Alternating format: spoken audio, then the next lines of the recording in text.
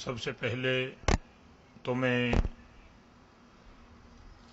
भारत मुक्ति मोर्चा और जो हमारे आज के खुसूसी मेहमान राजरतन आंबेडकर साहब जो हमारे इस गुजरात में पधारे हुए हैं, मैं उनका तहे दिल से शुक्रिया अदा करना चाहता हूं और आप सभी लोगों का तहे दिल से शुक्रिया अदा करता हूं। और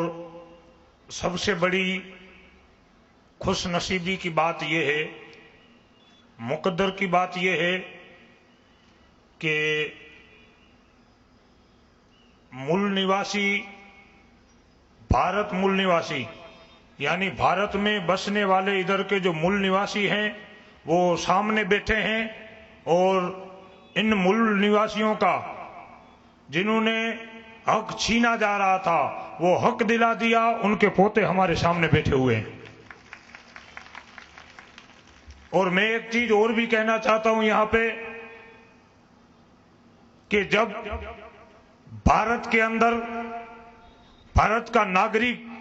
सताया जा रहा था, परेशानी की हालत में था, मजबूर था, जब मजबूर हो गया था भारत का बच्चा, भारत की औरतें, भारत के अंदर रहने वाले, अरे जिनके माँ बाप, जिनके दादा, जिनके परदादा इसी भारत में पैदा हुए थे,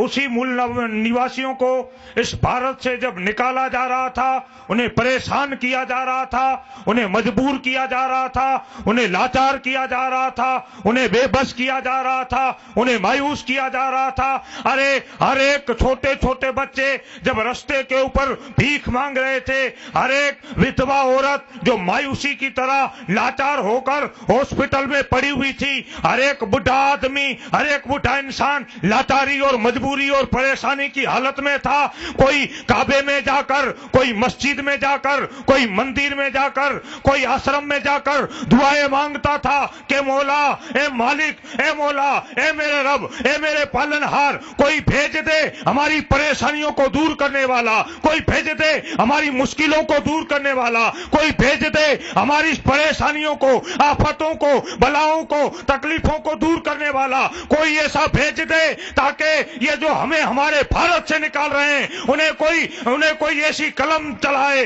ऐसी कोई कलम से उन्हें जवाब दे सके कि ये देश तुम्हारा नहीं, ये देश हमारे पुरखों का देश है, ये हमारा वतन है, ये हमारा भारत है। अरे रब ने, मालिक ने उस मजलिमों की, उस लाचारों की, उस परेशानियों की दुआओं को सुना और बाबा साहब अम्बेडकर की शक्ल में एक बच्चे का जन्म हुआ।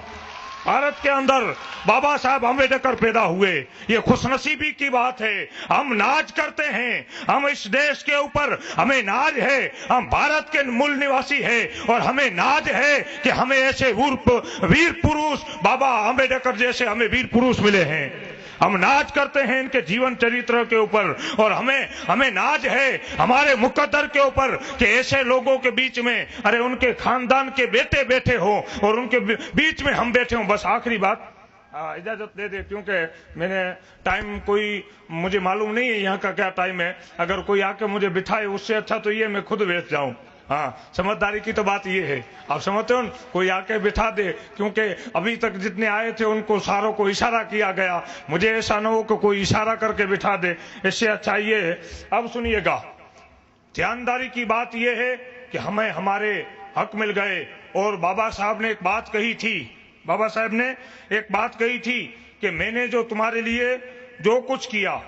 मैंने तुम्हारे लिए, बाबा साहब कहते हैं मैंने जो तुम्हारे लिए किया उसे आसान मत समझना, यानी ये मत समझना बाबा साहब कहते हैं कि मुझे आसानी से मिल गया, नहीं, अरे तुम्हारे लिए ये सारी चीजें करने के लिए मैंने मुसीबतों का सामना किया था, परेशानियों का सामना किया था, खाली परेशानी मुसीबतों का नहीं, विरोधियों का भी सामना किया था। बाबा साहब कहते हैं विरोधियों का सामना करने के बाद मैं आपको इस ऊंचाई तक और इस बुलंदी तक पहुंचाया है। अगर आपसे मेरा पैगाम आगे न पहुंच सके तो मेरे पैगाम को उधर ही छोड़ दें, लेकिन मेरे पैगाम को हरगिज हरगिज पीछे न ले जाएं, बल्कि आगे बढ़ाने की कोशिश करें।